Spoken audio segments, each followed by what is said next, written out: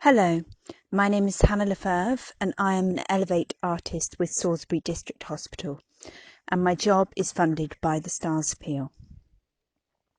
Normally I would be walking around the wards talking to you, but during this time I'm sending you extracts from my garden.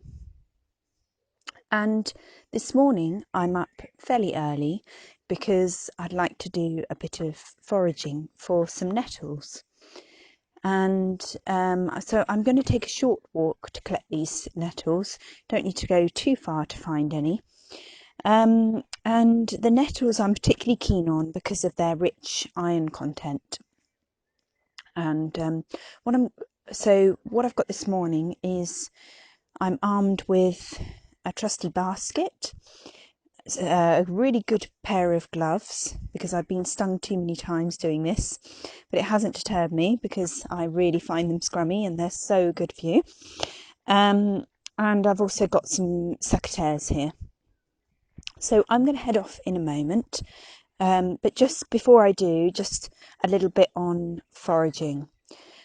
So we're pretty keen foragers, I'd say, and we like to do a little bit of foraging peppered throughout the year.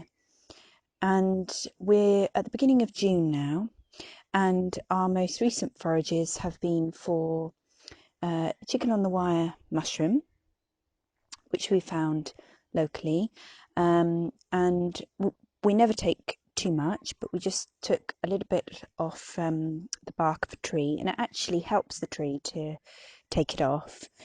And we brought it home and chopped it up, fried it in some butter and some herbs, and then that's a really yummy addition to lots of our dinners at the moment.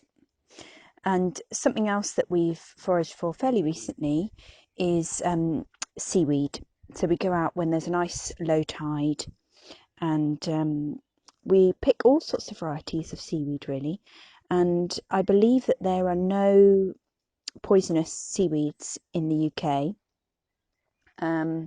So our recent seaweed that we brought home was a grass kelp, and then we also brought home some sea belt as well.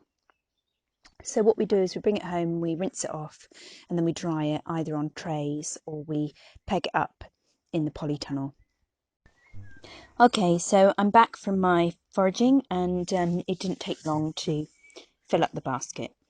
So I'm going to put these nettles onto trays now, leave them out in the sun, at least for the morning, if not for the whole day, and let them dry off, and then I'll come back to them later on.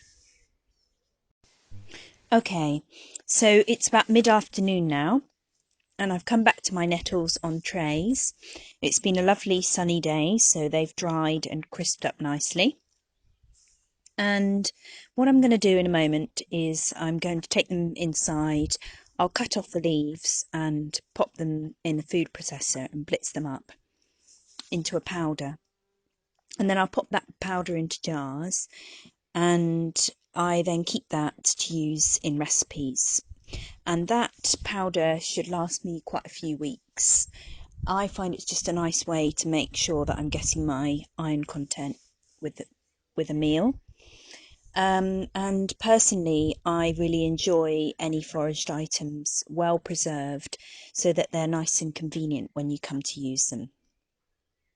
I also like nettle fresh, of course, in soups or in herbal teas, but I really enjoy this powdered option as well. So I'm going to pop into the kitchen now, and I'll see you in a moment. Okay, I'm in my kitchen now, and I've had a slight change of plan. Actually, once I started to cut the nettles, quite a lot of them weren't dry enough to make the powder. So I had a bit of an inspired idea to make a green nettle smoothie. Now, I tried making a nettle smoothie recently and it was a bit bitter. Well, it was very bitter. And so I'm trying a new recipe this time.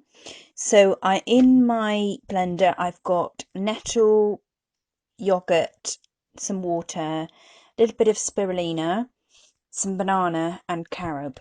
I'm going to whiz that up now and see how that tastes. I might put in a bit of coconut in a minute just to help the taste along. I'm going to try that now. I'm going to make some noise and then I'm going to come back on and give it a taste, see how it turns out. Okay, blending is complete and I'm now sat outside in my garden with a nice cup of smoothie. And I've had a bit of a taste and it's surprisingly delicious. I think a little bit of banana goes a long way in a green smoothie to help along the flavour. So I'm pleased with that, and I'm going to sit back now and enjoy my drink and listen to the birds. And as always, I'll leave you with the sounds of the birds to finish. So I hope you've enjoyed listening to some of the sounds of the garden and hearing about foraging. Here are the birds. Bye bye.